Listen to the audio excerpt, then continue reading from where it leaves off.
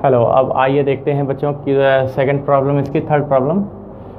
Late S be the sample space of all 3x3 matrices with entries from the set 0, 1। Let the events E1 is equal to A belongs to S, A determinant equal to 0 दे रखा है, and E2 A belongs to 8, sum of entries of A is 7।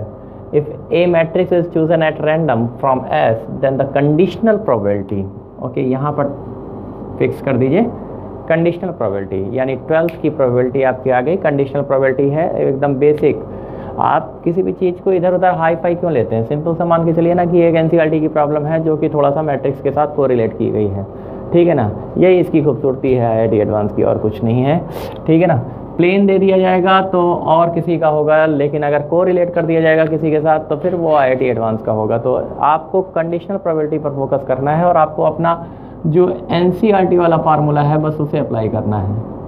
तो कितना हो गया, P(E1) intersection E2 और upon P(E2) where P(E2) is not equal to 0। Okay, ठीक है, सिंस कर देते हैं इधर। तो अब हमारा क्या टारगेट बन गया? हमारा टारगेट है कि इन दोनों वैल्यूज़ को देखना।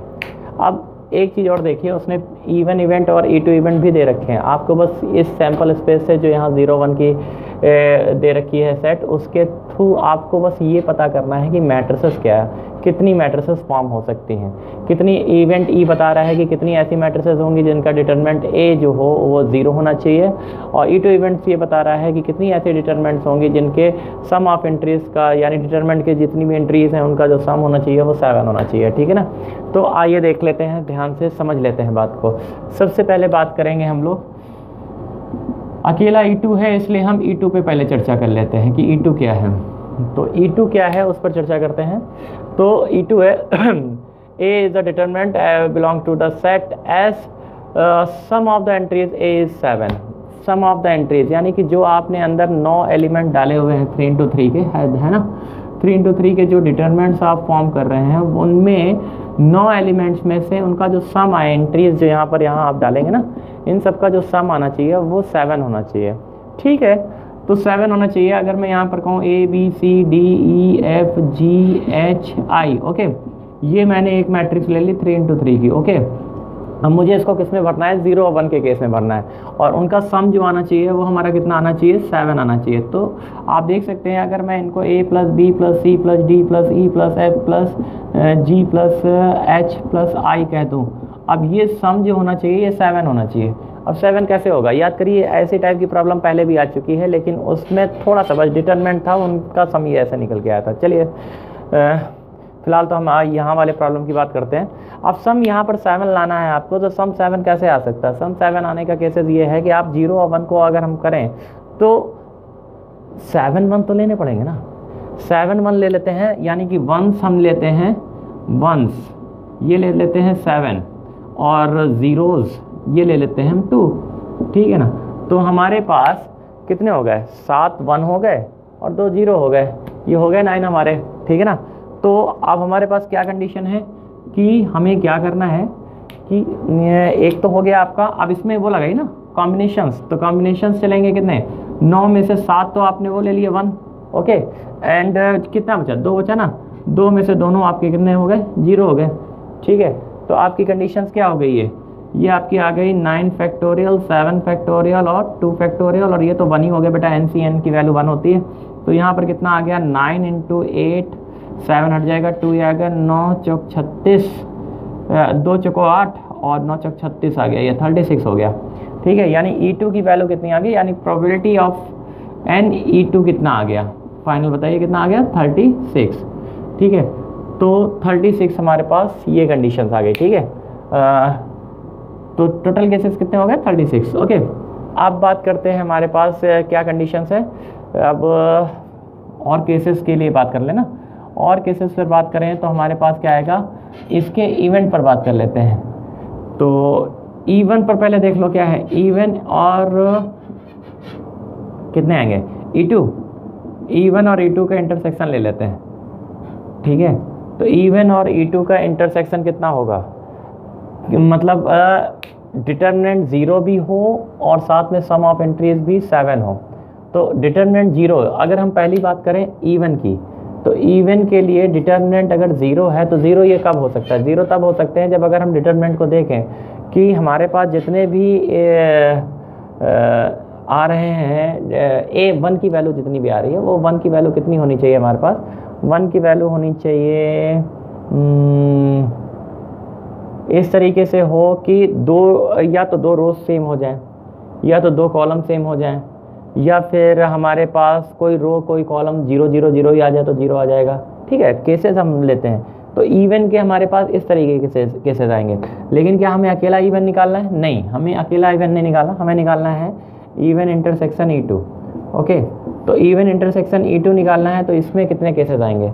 अब इसमें क्या केस हो सकता है कि इवन और E2 का कॉमन तो तभी आएगा जब E2 के कॉमन में तो 7 हमने 1 ही ले लिए हैं, ठीक है, 2 0 हैं। तो ऐसी कितनी कंडीशन बन सकती है? ये ऐसे बन सकता है कि हमारे जो दोनों 0 है ना, वो या तो पर्टिकुलर रो में हो या पर्टिकुलर कॉलम में हो। कैसे, मैं आपको दिखाता हूँ। या तो ये ऐसे हो जाए 1 0 0 1 1 1 और 1 1 1, ठीक, या फिर ये ऐसे हो जाए कि 1 0 0 1 1 1 और 1 1 1। अब जब आप इनका डिटरमिनेंट्स लोगे तो ये क्या हो जाएगा? 0 वाला केस दिखाएगा, ठीक है ना। तो अब यहाँ पर हमारे पास क्या केस आ रहा है? यहाँ पर हमारे पास 2 कंडीशन बन रही। पहली बात तो यानी कि ये भी हो सकता है या फिर ये भी। तो प्लस वाला केस है तो 2 × कर दो पहली बात तो। अब हमारे पास क्या है? अब हमारे पास एक के साथ ही आने चाहिए, जो ये दोनों जोड़े हैं ना, ये एक साथ आने चाहिए।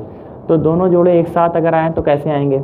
दोनों जोड़े एक साथ ऐसे आएंगे कि अगर हम ये देखें कि 3 रो या 3 कॉलम में 2 कॉलम हमारे या 2 रोज हमारे सेम हो रहे हैं। ओके, तो हमारे पास क्या आ रहा है? 3C2। ओके, और अब हमारे पास अगला केस क्या है कि 3 रोज हमने ले लिए हैं, और इसी तरीके से जब हम कॉलम के लिए बात करेंगे तो ये भी यही रिपीट होकर के आएगा 3C2 वाला केस।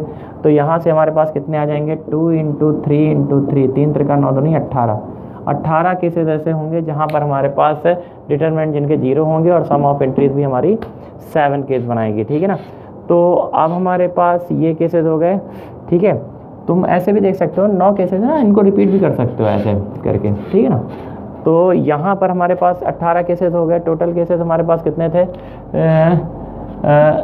36, ठीक है। तो जब हम कंडीशनल की बात करेंगे तो कंडीशनल में हमारे पास कितना आ जाएगा, और टोटल केसेस हमारे पास कितने बनेंगे? 0 1 0 1 करके हमारे पास कितना बनेगा अगर हम देखें तो ओवरऑल के लिए? तो ओवरऑल यानी NS हमारा कितना आएगा? NS हमारा कितना आएगा? 0 1 0 1 के हमारे पास कितने बनेंगे? यहाँ पर भी 0 1 हो सकता है, यहाँ पर भी 0 1, यहाँ पर भी 0 1, तो कितने हो गए? 2 की यहाँ भी 2, यहाँ भी 2, यहाँ भी 2, यानी 2 × 2 × 2 कितने तक बनेंगे? 2 की पावर 9, यानी कि कितना हो गया ये? 2 दूनी 4 दूनी 8 दूनी 16 दूनी 32 दूनी 64 दूनी 128 256 512 512 ये आ गया, ठीक है। तो अब हम चलते हैं PE1 इंटरसेक्शन E2 के लिए। तो कितना आ जाएगा? NE1 intersection E2 upon NS कितना आ गया? 18/512, ठीक है। और PE2 हमारे पास कितना आ गया? NE2 अपॉन NS यानी कि 36/512।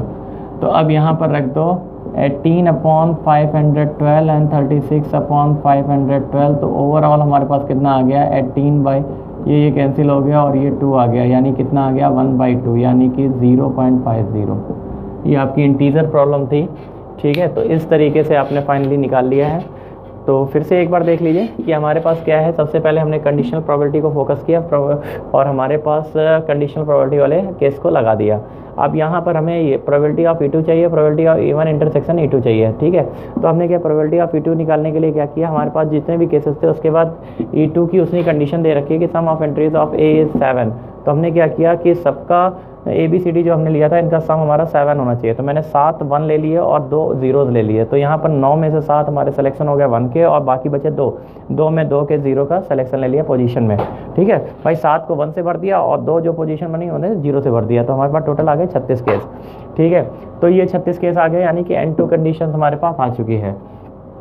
सेकंड कंडीशन हमारे पास क्या है, सेकंड कंडीशन है हमारे पास इवन के लिए। तो इवन हमारे पास डिटरमिनेंट ज़ीरो हमारे पास कई तरीक़ों से आ सकता है। पहला तरीका ये है कि हमारे पास दो रो ज़ीरो हो जाएं, दो रो सेम हो जाएं, दो रो या दो कॉलम सेम हो जाएं, या फिर हमारे पास क्या हो कि कोई पर्टिकुलर रो या पर्टिकुलर कॉलम 0 0 0 हो जाए, ठीक है, तो भी डिटरमिनेंट 0 हो सकता है। लेकिन हमें ई इवेंट नहीं चाहिए अकेला, हमें E event intersection E two event चाहिए। तो यानी इन दोनों का कॉमन, तो कॉमन में ई टू को तो हमने फिक्स करके रखा था कि 7 1 लेंगे और 2 0 लेंगे। तो उस हिसाब से अगर हम देखें तो हमारे पास या तो इसके रूप में कंडीशन बनेगी या तो इसके रूप में, यानी कि दोनों 0 या तो हमारे पास एक पर्टिकुलर कॉलम में हो जाए या पर्टिकुलर रोज में हो जाए। तो यहाँ पर हमारे पास क्या कंडीशन बनेगी, यहाँ पर हमारे पास दो कंडीशन बन गए, दो केस हो गए। अब यहाँ पर 3C2 × 3C2 वाले केस कंडीशन फॉलो होंगी।